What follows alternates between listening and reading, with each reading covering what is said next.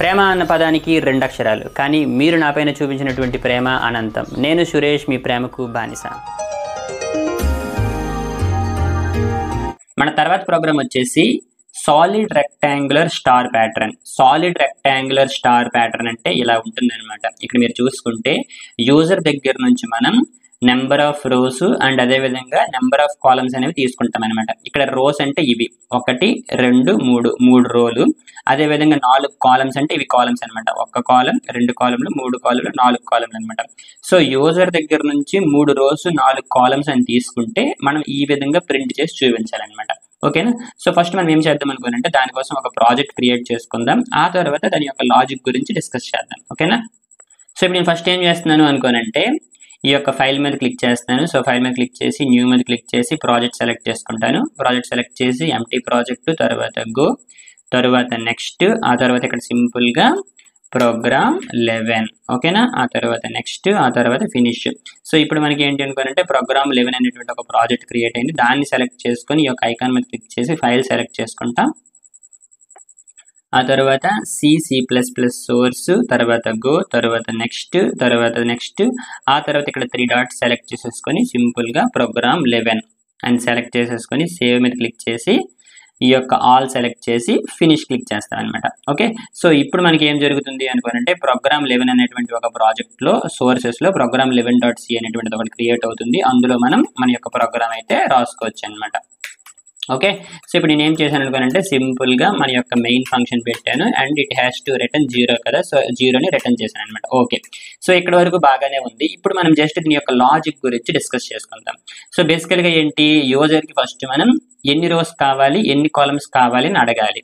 ఆ తర్వాత మనం ఏం చేయాలి అనుకోనంటే ఇక్కడ మీరు అవుట్పుట్ చూసుకుంటే యూజర్ ఎన్ని రోస్ అయితే ఎంటర్ చేస్తున్నాడో అన్ని రోస్లో మన యొక్క అవుట్పుట్ అనేది ప్రింట్ అవుతుంది. ఇక్కడ చూసారా 1 2 3, సో 3 రోస్లో ప్రింట్ చేయాలి. అది ఫస్ట్ థింగ్.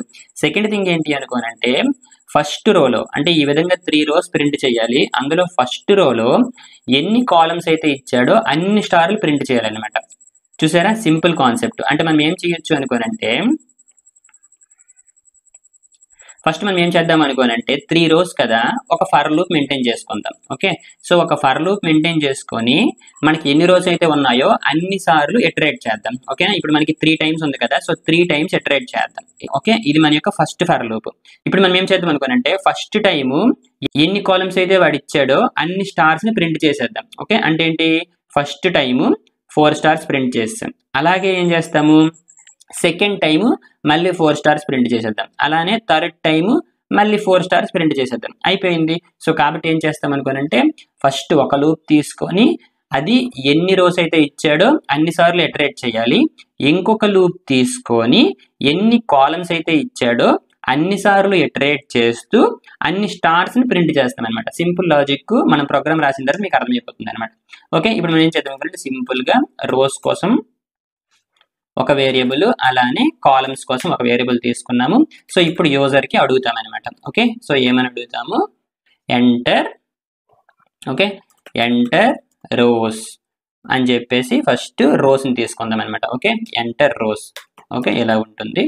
ఇప్పుడు మనం ఏం చేద్దాం అనుకోనంటే ఆ యొక్క రోస్ని ఈ యొక్క రోస్ అనేటువంటి వేరియబుల్లో పెట్టేసుకుందాం. Okay, rows. అలానే తర్వాత enter columns. Okay, enter columns. సింపుల్గా ఏం చేద్దాము, %d యాంపర్సెంట్ సింబల్ కాలమ్స్ అనమాట. సో ఇప్పుడు యూజర్ ఏదైతే ఎంటర్ చేస్తాడో రోస్లోకి ఈ వేరియబుల్లోకి వెళ్తుంది, కాలమ్స్ వచ్చేసి ఈ వేరియబుల్లోకి వెళ్తుంది అనమాట. సింపుల్. సో ఇప్పుడు మీకు ఏం చెప్పాను, ఫస్ట్ ఫర్ లూప్ తీసుకుందాం. ఇందులో మనం ఇంట్ i is equal to 1 నుంచి, ఓకే, 1 నుంచి i less than r is equal to, ఒకవేళ నేను ఇక్కడ 0 పెట్టుంటే ఇక్కడ i less than అని పెట్టుండేవాడిని. ఓకేనా? ఇప్పుడు ఏం చేస్తున్నాను అనుకున్నంటే 1 నుంచి యూజర్ ఎన్ని రోస్ అయితే ఎంటర్ చేశాడో అంతవరకు అనమాట. ఓకేనా? అంటే ఫర్ ఎగ్జాంపుల్ యూజర్ అనేవాడు 3 ఎంటర్ చేశాడు అనుకో, అక్కడ వరకు అనమాట. ఆ తర్వాత ఏం చేస్తాను, iని ఇంక్రిమెంట్ చేస్తాను అనమాట. ఓకే, ఇప్పుడు ఏం చేశాను అనుకోనంటే యూజర్ ఎన్ని రోస్ అయితే ఇచ్చాడో అన్ని సార్లు నేను ఇటరేట్ చేస్తాను అనమాట. అన్ని సార్లు ఎందుకు ఇటరేట్ చేస్తున్నాను అనుకోనంటే అన్ని సార్లు నాకు ఇది ప్రింట్ అవ్వాలి. ఒకసారి, 2 సార్లు, అదేవిధంగా 3 సార్లు. సో 3 అంటే ఇక్కడ మన రోస్ అనమాట. సో కాబట్టి ఇదనమాట. ఓకే, ఫస్ట్ ఫర్ లూప్ ఎందుకోసం అనుకోనంటే ఎన్ని సార్లు మనం ఇటరేట్ చెయ్యాలి అని చెప్పేసి. ఇప్పుడు ఫస్ట్ టైం మనం ఏం చెయ్యాలి, యూజర్ ఎన్ని కాలమ్స్ అయితే ఇచ్చాడో అన్ని స్టార్స్ని ప్రింట్ చేయాలి. ఓకే, ఇప్పుడు ఏం చేస్తాం అనుకోనంటే ఇంకొక ఫర్ లూప్ రాస్తాను. ఇంట్ j = 0. ఇక్కడ మీరు చూసుకుంటే వేరే వేరియబుల్ తీసుకుంటున్నాను అనమాట. ఓకే, ఇవి ప్రోటోటైప్ వేరియబుల్స్ అని చెప్పాం కదా, వీటి గురించి ఇంతకుముందే మనం డిస్కస్ చేసుకున్నాం.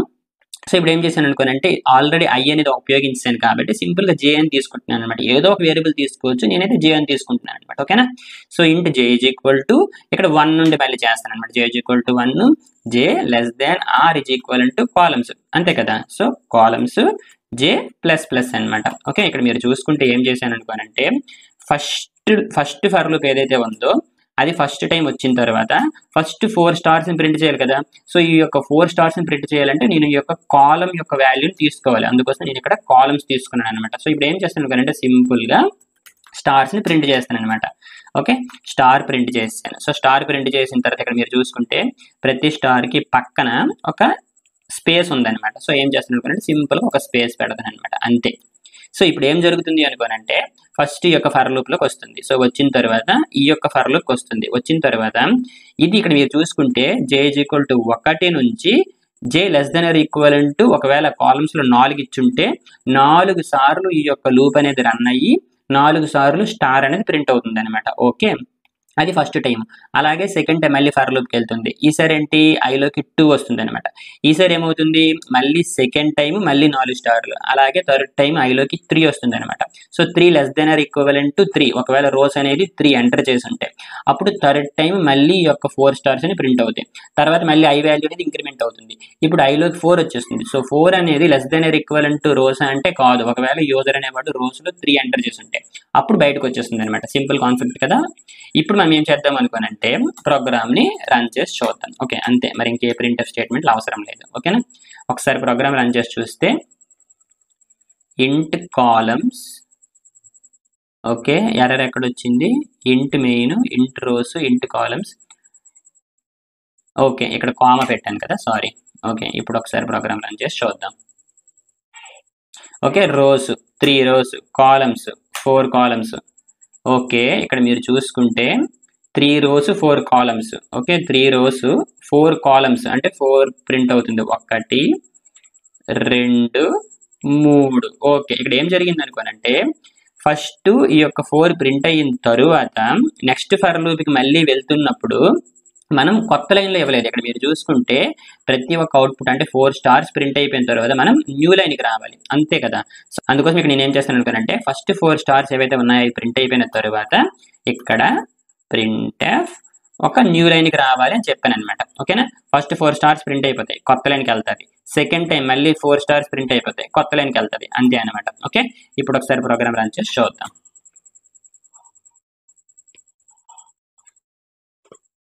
ఓకే, 3 రోస్ ఎంటర్ చేశాను, 4 కాలమ్స్ ఎంటర్ చేశాను. ఇక్కడ మీరు చూసారా 3 రోస్లో మొత్తం 4 కాలమ్స్ అంటే 4 స్టార్స్ 4 స్టార్స్ 4 స్టార్స్ అనమాట. ఇది మనం ఏంటి అనుకోనంటే సాలిడ్ రెక్టాంగులర్ స్టార్ ప్యాటర్న్ అంటారు అనమాట.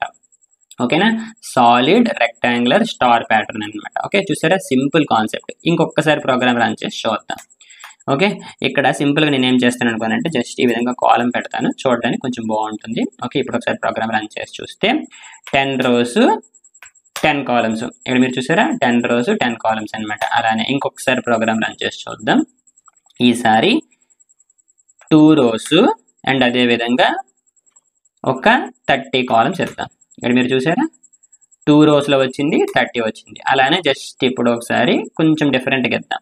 ఇప్పుడు ఏంటిద్దాం 10 రోస్ ఇద్దాము. ఓకేనా, అలానే సింపుల్గా ఒక 3 కాలమ్స్ ఇద్దాం. ఓకే, చూసారా ఈ విధంగా వస్తుంది అనమాట. ఓకే, ఇది ఏ విధంగా చేసుకోవచ్చు, బట్ లాజిక్ అనేది ఈ విధంగా ఉంటుంది అనమాట. ఓకేనా.